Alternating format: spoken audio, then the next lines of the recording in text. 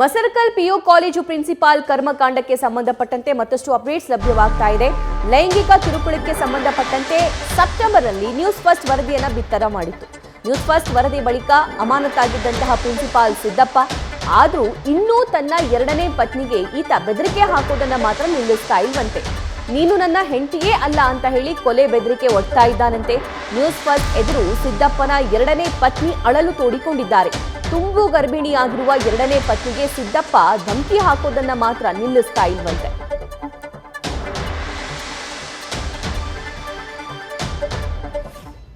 ರಾತ್ರಿ ಎಲ್ಲ ಮೆಸೇಜ್ ಮಾಡೋದು ಹುಡುಗಿಯರ ಸಲಿಂದ ನಾವು ಅದ್ರ ಸಲಿಂದ ಎಷ್ಟೋ ಸತಿ ಜಗಳ ಆಡಿವ್ರಿ. ಹುಡುಗಿಯರಿಗೆ ಮೆಸೇಜ್ ಮಾಡ್ತಿರ್ರಿ ನೈಟ್. ಸ್ಟೂಡೆಂಟಿಗೆ ರೀ. ಸ್ಟೂಡೆಂಟಿಗೆ 4-3 ಮಾಡೋದಿಲ್ಲ ಏನಂತ ಕೇಳಿದ್ರೆ ಅವ್ರು ಡೌಟ್ಸ್ ಕೇಳ್ತಾರೆ. ನನಗೆ ಡೌಟ್ಸ್ ಹೇಳ್ಬೇಕಾಗ್ತದ. ನಾನು ಪ್ರಿನ್ಸಿಪಾಲ್ ಇದೀನಿ, ನನ್ನ ಕಾಲೇಜ್ದು ಅಂತಿದ್ದಾರೆ. ಅಂತೆ ಜಗಳ ಆಡಕತ್ತೀರಿ. ಹಿಂಗೆ ಜಗಳ ಜಾಸ್ತಿನೇ ಆಕತ್ರಿ ನಮ್ದು.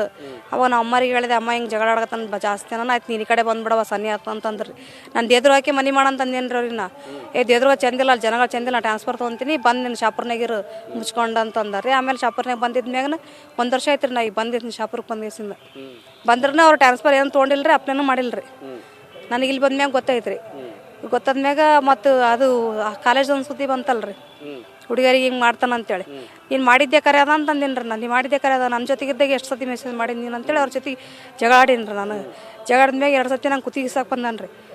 ಸಾಯ್ ಹೊಡೆದು ಬಿಡ್ತೀನಿ ನೋಡಿ, ನಿನ್ಗೆ ಹಂಗೆ ಕುತ್ತಿಗೆ ಸುಮ್ಮಿದ್ದೆ ಚಲೋ ಆಯ್ತು ಮಗಳ, ಇಲ್ಲಾಂದ್ರೆ ನೋಡಿನ ಅಂತೇಳಿ ಹಂಗೆ ಮಾಡ್ಯಾರ ರೀ. ಮಾಡಿ ಆಮೇಲೆ ಬಂದೇ ಇಲ್ಲ ರೀ ನಮ್ಗೆ. ನಾವೀಗ ಪ್ರೆಗ್ನೆಂಟ್ ಇದ್ದೀವಿ ರೀ. ಹಾಸ್ಪಿಟ್ಲ್ ತೋರ್ಸಕ್ಕೆ ದುಡ್ಡು ಕೊಡ್ತಿದ್ರು ರೀ. ಈಗ ಅವ್ರು ಅಲ್ಲೇ ದೇವ್ರದಾಗ ಅದಾರ ರೀ. ಈಗ ನಾವು ಶಾಪುರಲ್ಲಿ ಇದ್ದೀವಿ ರೀ, ಬಾಡಿಗೆ ಮನೆಯಲ್ಲಿ.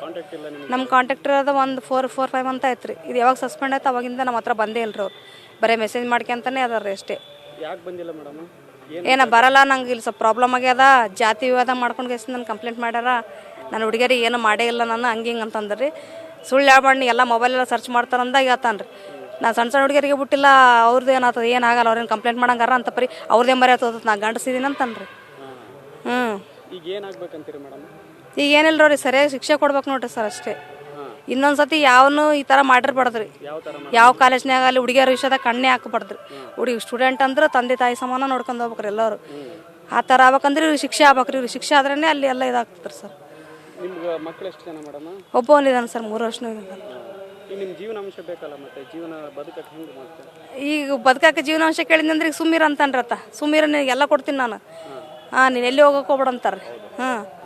ನೀನು ಕೊಡ್ತೀನ, ನೀ ಮಾತ್ರ ಹೆಂಡ್ತಿ ಅಲ್ಲ ಅಂತ ಹೇಳ್ಬೇಕು. ನೀನು ನಿನಗೆ ಯಾರು ಕೇಳಿದ್ರೆ ಹೆಂಡ್ತಿ ಅಲ್ಲ ಅಂತ ಹೇಳ್ಬೇಕು.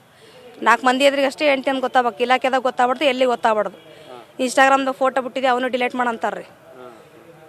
ಅದು ಫೋಟೋ ಬಿಟ್ಟಾದ್ಮೇಲೆ ಎಷ್ಟೋ ದಿನ ತನಕ ಜಗಳ ಆಡ್ಯಾರ ಅವ್ರು. ಇನ್ಸ್ಟಾಗ್ರಾಮ್ ಫೋಟೋ ಯಾಕೆ ಬಿಟ್ಟಿದ್ದಿ, ನಿಂದು ನಿನ್ನ ಮಗಂದು ಅಷ್ಟೇ ಬಿಡು ಅಂತ. ಯಾಕೆ ನೀ ಅಪ್ಪ ಅಲ್ಲ ಅಂತ ಅದ್ರ ಸಲಗ ಎಷ್ಟು ಸತಿ ಜಗಳ ಆಡೀನಿ ರೀ ನಾನು.